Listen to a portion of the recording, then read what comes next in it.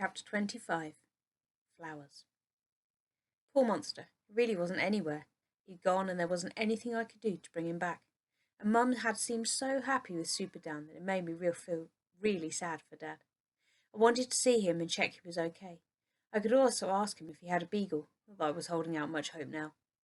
I walked around the town for hours, keeping warm by hiding at the back of the library, till eventually it was getting to the time when Dad would be heading home from work. I sat on the bench outside the station and waited. Every 20 minutes or so, there was a surge of people as the train arrived from London.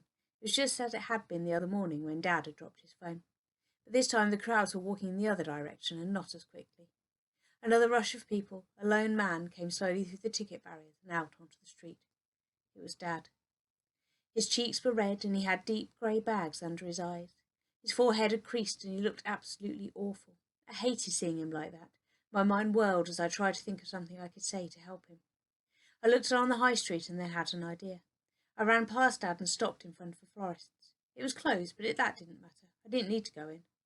My dad got closer and closer, and then I jumped out towards him. "Excuse me, I wonder if you could help me with something." My dad frowned at me and looked around. Okay, he said cautiously. He looked even worse close up, just like he had when he stopped work all those years ago. "My mum's birthday soon, and I want to buy her some flowers. Do you know what that flower is right there?"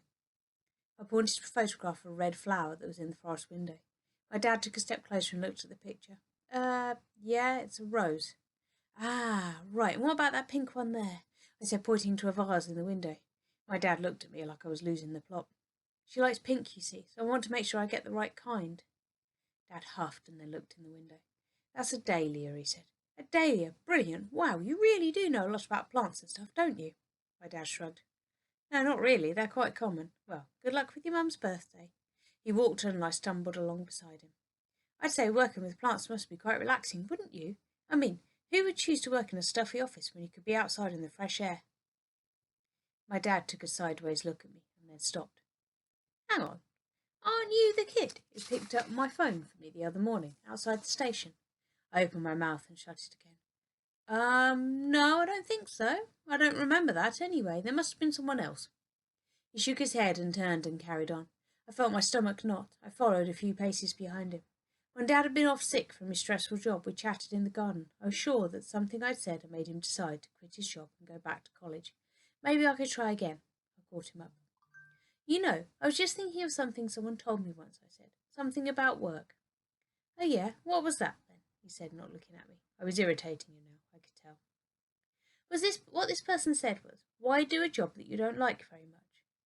I said it all dramatically. Dad stopped again and faced me. He laughed a bit, but it wasn't a nice laugh. It was a sarcastic one.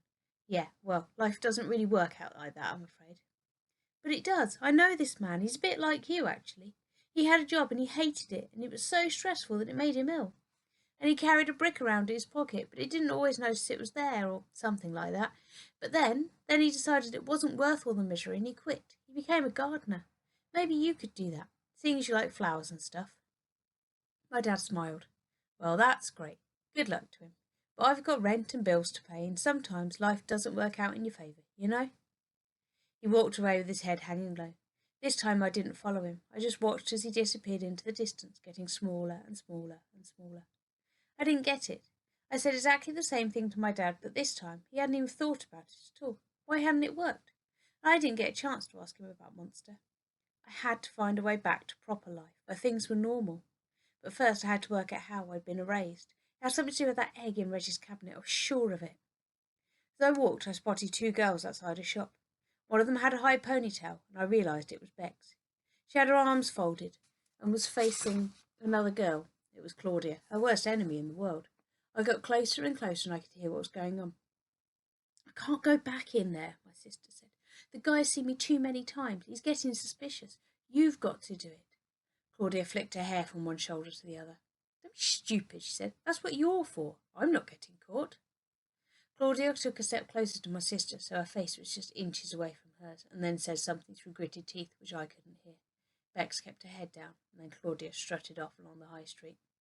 My sister turned and spotted me. "What are you doing here?" she spat. "You following me again?" I shook my head. "I wanted to ask you something about history. You know there was someone called Ammon thingy. I need to find out who he was. Bex gave me a look and then rolled her eyes. So what if I do? Don't you have someone else to ask? I thought about it for a bit and then shook my head. Not really, no. She started to chew some gum that she must have stuffed into the corner of her mouth, and her face turned from a grimace into a smile.